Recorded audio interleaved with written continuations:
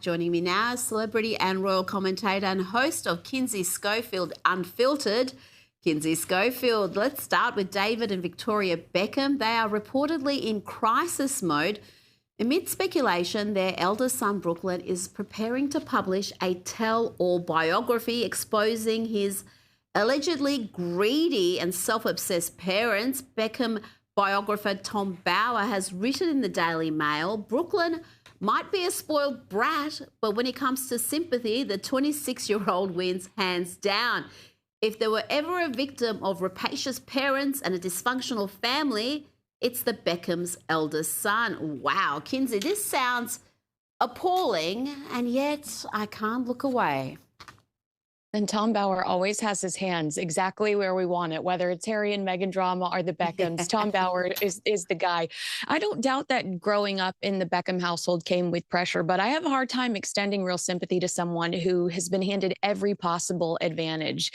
Brooklyn has had to work for very little, married into a billionaire family, and will never face genuine financial insecurity. At some point, we need to reserve our empathy for real world struggles, not extremely privileged adults who resent the very lives their parents built for them. I think David and Victoria understand the business, the stakes, and the long game. Brooklyn, frankly, is still figuring out who he is, and let's hope it's not a chef, okay? Yeah. Or a photographer, because that photography book, that ain't a work of genius. But I have heard other commentators, people who are normally trusted, say that all is not what it seems with David and Victoria Beckham. They have crafted this public image that's very masterful. They're very likable, relatable, but it's not authentic. What do you say to that? I mean, I remember the whole Rebecca Lewis thing, the fact that David was sleeping with the nanny and Victoria just looked the other way and it wasn't an isolated incident. And then it makes you question the whole persona, the whole image they put out, whether there's anything real about it. Yeah, I mean, Tom Bower wrote a really great book about your point right there, about how so much of it is theater, so much of it is highly choreographed, and how hateful they could be towards each other in this pursuit for fame, celebrity, and money. But I'm obsessed with it. I can't not love them. I don't know. There's something that the ambition in them, I admire it. I admire the never complain, never explain. They continue to show up. I admire the commitment, Rita.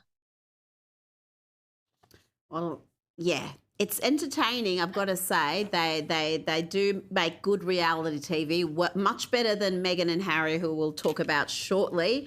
Now, prominent Hollywood stars have used the Sundance Film Festival to condemn the shooting of Alex Pretty by ICE agents in Minnesota.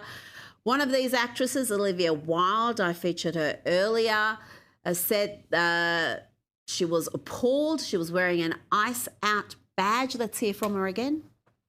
The world is hurting right now, and this country is hurting, and it's appalling. I'm appalled. I'm sickened.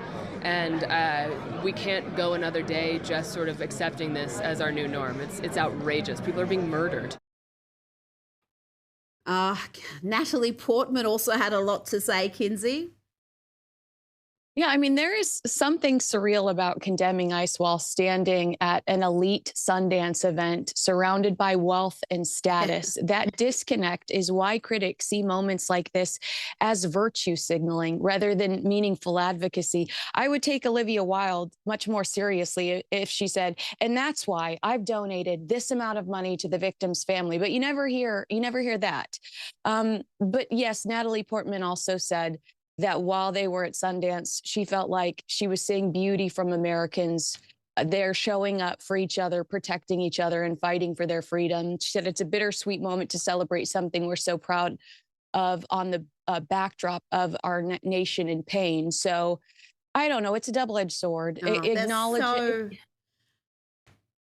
it. They're so desperately out of touch. It really is kind of comical, but it is also pathetic because you never hear them come out and say anything when you have innocent people slaughtered by people who are in the country illegally. They say nothing about the fact that the murder rate in the US dropped by around 20% last year. the biggest drop in a single year. They don't care about that. All they care about is this sort of division and regurgitating the hard left's talking points and pretending they're somehow enlightened and kind. I mean, give me a break. I've got very little patience for them, and very little patience for Kristen Stewart, another actress who's gone on an insane anti-Trump rant saying she wants to make movies in Europe, then shove them down the throats of the American people because reality is breaking under Trump. Kinsey, she is about the worst actress, I think, that's come out of Hollywood in the last 2 decades. But tell me about this new political activism from her. I mean, is it new? Every time she doesn't wear pants, I'm assuming she's trying to make some form of a political statement. But Kristen Stewart preaching morality is a tough sell for audiences who remember her very public controversies. This is the same woman that cheated on Robert Pattinson with her married director in front of the entire world. People are done being lectured by Hollywood, and the industry is now paying the price for that disconnect. A lot of them are unemployed. We talk a lot about how there's no work here for entertainers, thanks to Gavin Newsom. But it's also this lecturing right here. People want an escape. They want to get away. And they're tired of being told about how awful the world is by these people in Chanel that are living their best lives. Yeah. And it's just so vacuous. That's the problem. If these were people who'd taken the time to be fully informed about an issue and we're talking from a position of deep knowledge, then you'd go, okay, there's at least something we're learning here. But it's always so vacuous and pointless. Now, Prince Harry and Meghan Markle also appeared at Sundance to promote their latest documentary, Cookie Queens, which follows the story of 4 determined Girl Scouts as they navigate their multi-million-dollar business of cookie sales. Kidsy, the doco's already turning out to be a bit of a flop. It failed to sell out and fill the theatre even at the festival. That's not a good sign. It's not a good sign. You would imagine that celebrities would be crawling, so excited about being associated with royals in some way, shape, or form. But that just wasn't the case. As the lights went low and the film began, roughly 150 unoccupied seats scattered throughout the theater.